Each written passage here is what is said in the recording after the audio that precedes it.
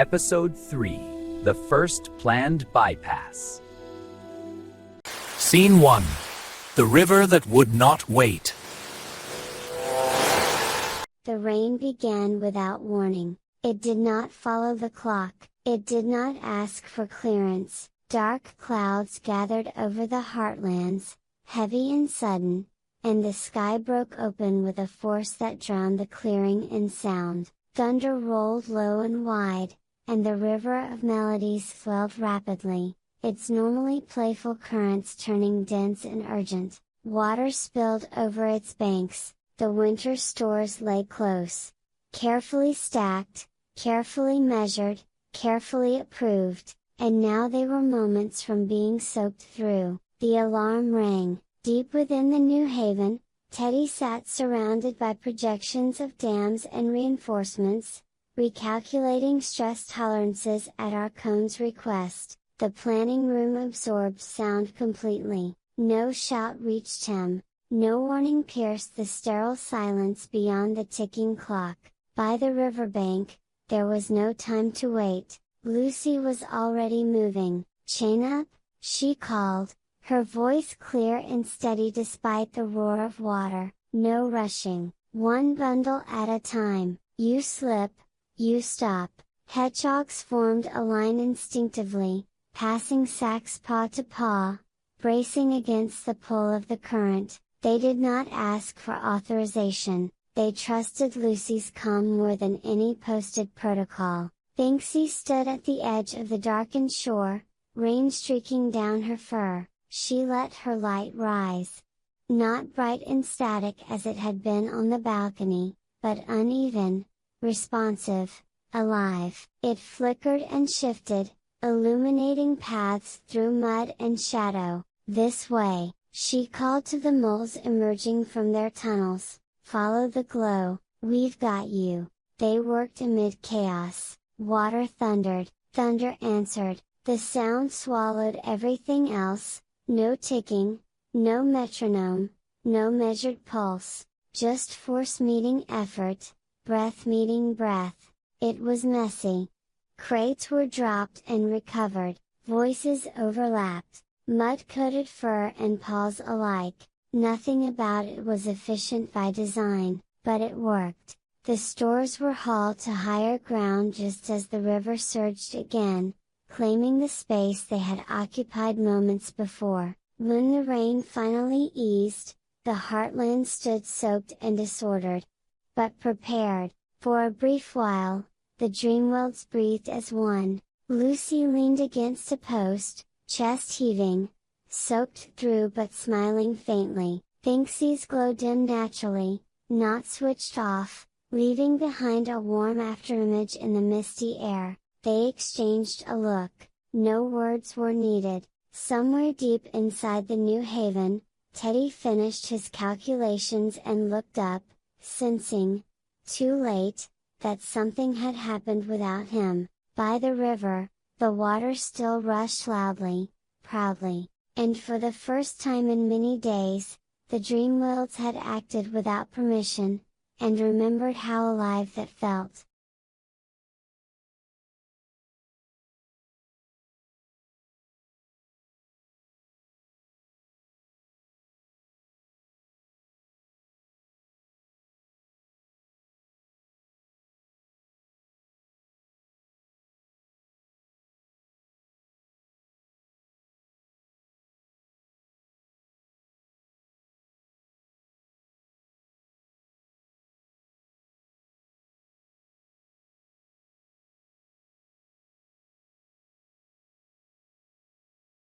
Scene 2. Efficiency, properly framed.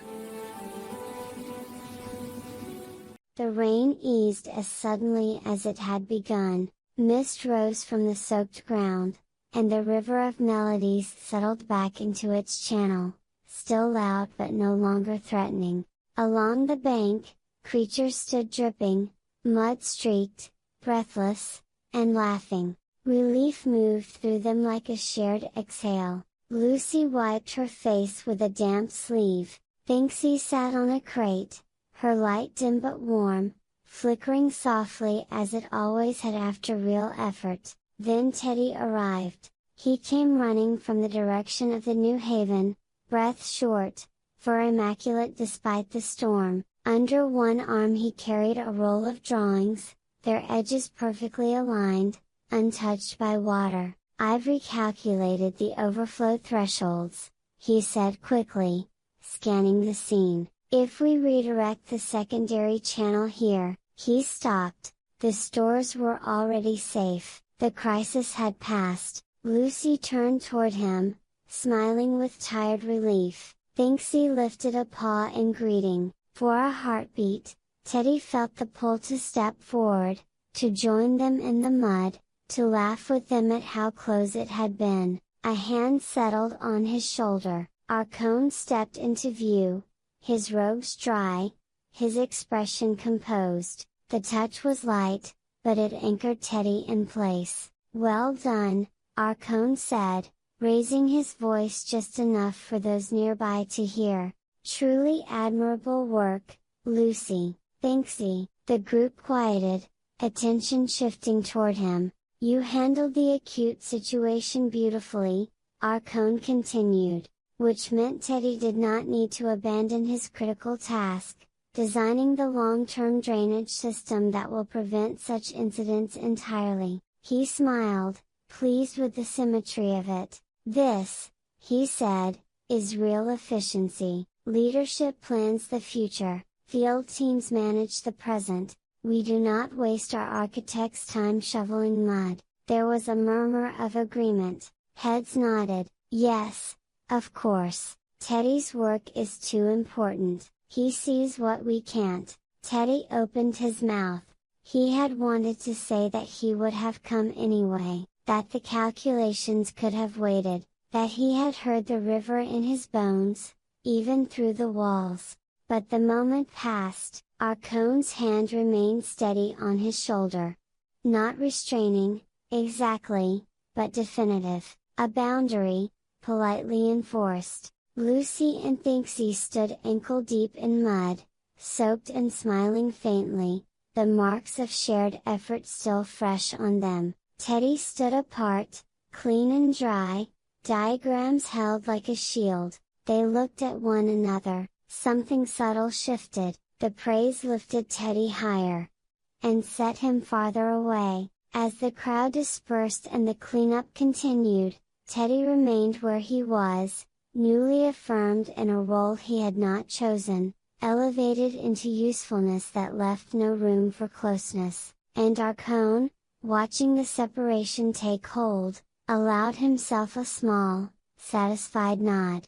The bypass had not been punished, it had been absorbed, and in doing so, it had been made harmless.